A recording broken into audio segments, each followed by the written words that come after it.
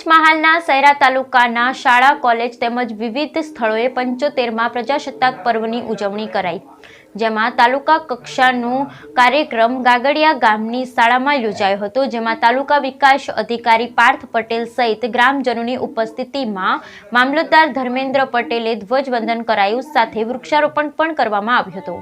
પંચમહાલના સૈરા તાલુકામાં આવેલી શાળા કોલેજો તેમજ વિવિધ સરકારી સંસ્થાઓ ખાતે ધ્વજવંદન કાર્યક્રમ રાખવામાં આવ્યો, જ્યારે તાલુકા કક્ષાનો કાર્યક્રમ ગાંગડિયા ગામની શાળા ખાતે યોજાયો, જેમાં તાલુકા કક્ષાના 75માં પ્રજાસત્તાક દિનની ઉજવણી મામલતદાર ધર્મેન્દ્ર પટેલ, તાલુકા વિકાસ અધિકારી પાર્થ પટેલ તેમજ તાલુકામાં આવેલી વિવિધ કચેરીના અધિકારી સહિત સરપંચ અને ગ્રામજનોની ઉપસ્થિતિમાં કરવામાં આવી।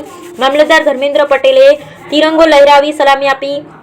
આ પ્રસંગે મામલતદાર ધર્મેન્દ્ર પટેલ, તાલુકા વિકાસ અધિકારી પાર્થ પટેલે સ્ટેજ પરના મહાનુભાવો તેમજ ગ્રામજનો, શાળાના શિક્ષકો, વિદ્યાર્થીઓ, રાજકીય આગેવાન પ્રજાસત્તાક પર્વ દિનની શુભેચ્છા પાઠવી આઝાદીની લડતમાં શહીદ થયેલા શહીદોને યાદ કર્યા।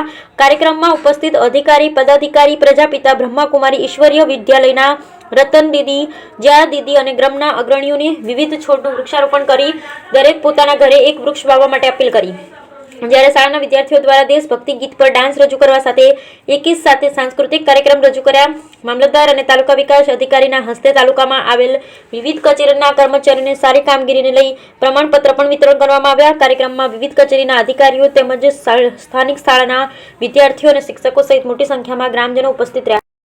75માં પ્રજાસત્તાક દિનની ઉજવણી શહેરા તાલુકાના ગાગડિયા ખાતે તાલુકા કક્ષાની ઉજવણી રાખવામાં આવેલ હતી, જેમાં સાંસ્કૃતિક પ્રોગ્રામો અને વિવિધ